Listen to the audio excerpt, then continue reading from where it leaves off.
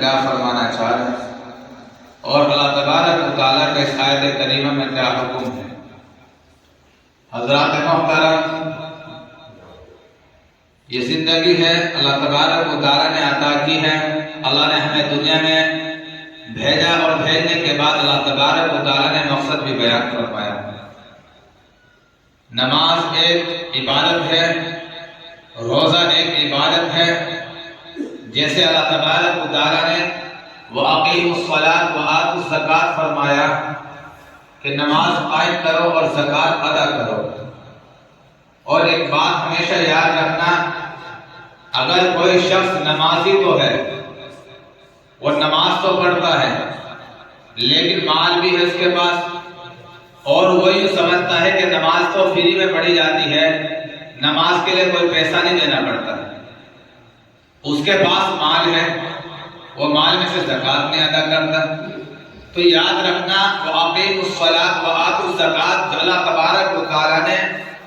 ایک ہی جگہ پر بیان فرمایا اور کہا اے لوگوں، اور اللہ تبارک و تعالیٰ فرمایا اے میرے بندو،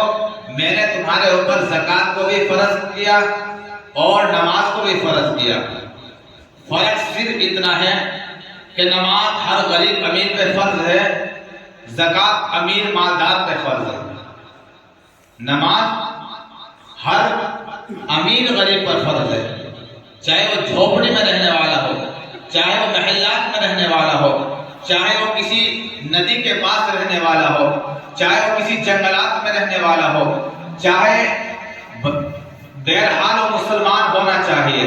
کیونکہ نماز جو اللہ تبارک و تعالیٰ نے فرض کی ہے وہ مسلمانوں کے اوپر فرض کی ہے۔ بہرحال وہ ایمان والا ہونا چاہیے،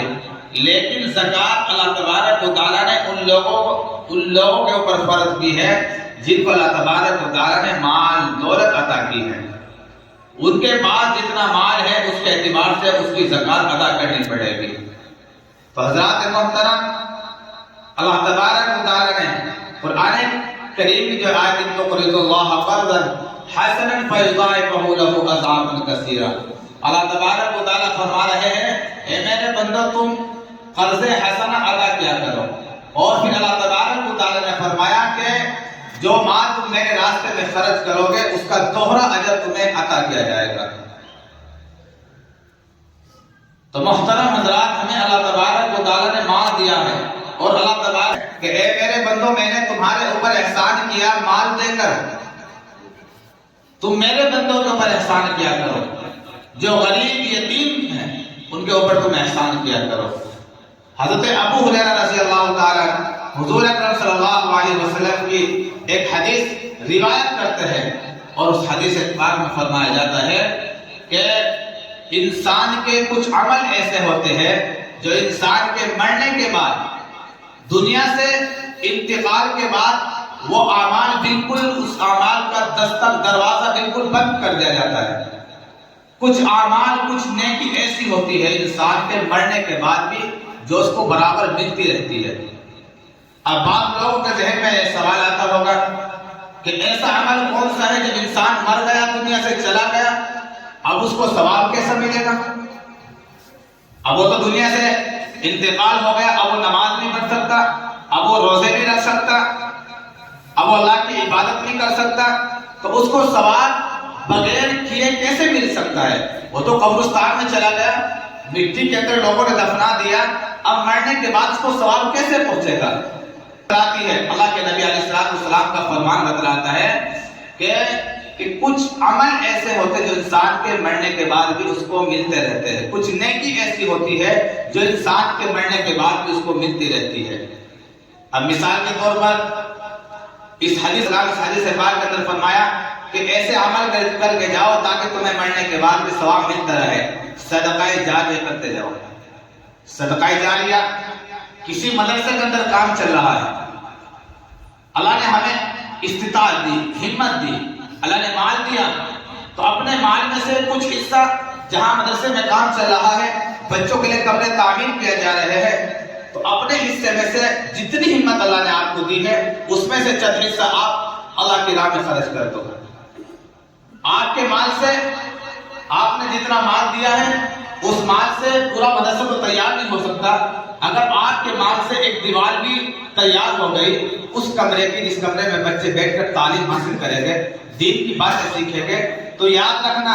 جب تک وہ مدرسہ قائم رہے گا، جب تک اس مدرسے کے اندر اللہ کے رسول کی حدیث کو پڑھاتا جائے گا، اس مدرسے کے اندر، اس کمرے کے اندر جب تک قرآن کی تلاوت ہوتی رہے گی، چھوٹے چھوٹے بچے، معصوم بچے الف با کی تختی کو پڑھتے رہیں گے، تو جانے والا جس نے اللہ کے راستے میں مال خرچ کیا تھا، ان کمروں کی تعمیر میں کچھ حصہ لیا تھا، وہ جانے والا دنیا سے دینے والا دنیا سے چلا گیا، انتقال فرما گیا، لیکن وہ مدرسہ تو قائم ہے، وہ کمرے تو قائم ہے جہاں اس مدرسے میں اس نے پیسے پہنچائے تھے۔ جب تک وہ مدرسہ قائم رہے گا، اس میں دین کی باتیں بتلاتی رہیں گے، اس میں بچے پڑھتے رہیں گے، تو جانے والا چلا جائے گا، لیکن اس کا ثواب اس کو مرنے کے بعد بھی برابر ملتا رہے گا۔ ایک کام تو نیک کام یہ ہے، کسی مسجد میں کام چل رہا ہے، اس مسجد کے اندر اپنی ہمت کے مطابق آپ نے کوئی بچوں کی تعلیم کے لیے، بچوں کی پڑھائی کے لیے ایک کمرہ تعمیر کرا دیا۔ کیا بچوں کو بڑی پریشانی ہوتی ہے؟ میں ایک نیک کام کرتے جا رہا، بچوں کے لیے وہ کمرہ بنا کر چلا گیا، خدا کی قسم والا چلا جائے گا دنیا سے، لیکن مرنے کے بعد اس کو اس کا بالکل برابر ثواب ملتا رہے گا۔ وجہ وہ کمرہ جو بنا کر گیا اس میں دین کی باتیں بتلائی جا رہی، اس میں دین کی باتیں سکھائی جا رہی، اس میں نبی علیہ السلام کا طریقہ بتایا جا رہا ہے، اس میں رسول اللہ صلی اللہ علیہ وسلم کی سنتوں کو بتایا جا رہا ہے۔ تو جہاں بیٹھ کر دین کی باتیں بتائی جائے گی تو بتاؤ ہمیں ثواب ملے گا نہیں ملے گا؟ ملے گا ضرور۔ اور اللہ تبارک و تعالیٰ کو کہا قرآن حکیم کے اندر کہ اس کا بدلہ مرنے کے بعد میرے پاس آ کر اس کا دوہرا اجر، ایک حصہ نہیں، اس کا دوہرا اجر لے لینا ہے۔ تو حضرات محترم، اب ایک کام ایسا اور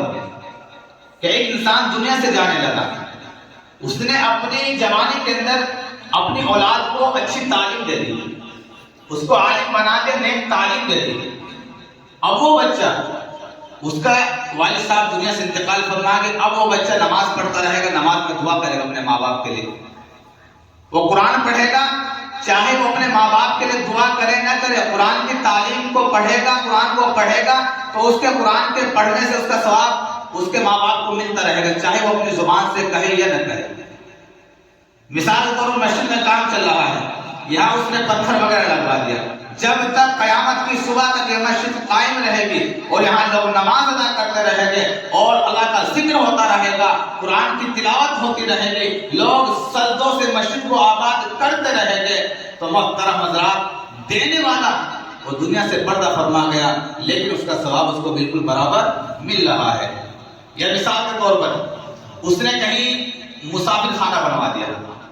کہیں ایسی جگہ پر مسافر خانہ بنوا دیا، مسافر لوگ آتے ہیں، بڑی پریشانی ہوتی تھی بیچارے کو، اس نے کوئی کمرہ بنوا دیا، تو مسافر وہ بس کے انتظار میں، ٹرین کے انتظار میں وہاں رات کو آرام کرنے لگے۔ بنوانے والا دنیا سے چلا گیا، لیکن اگر مسافر کو وہاں سکون ملا،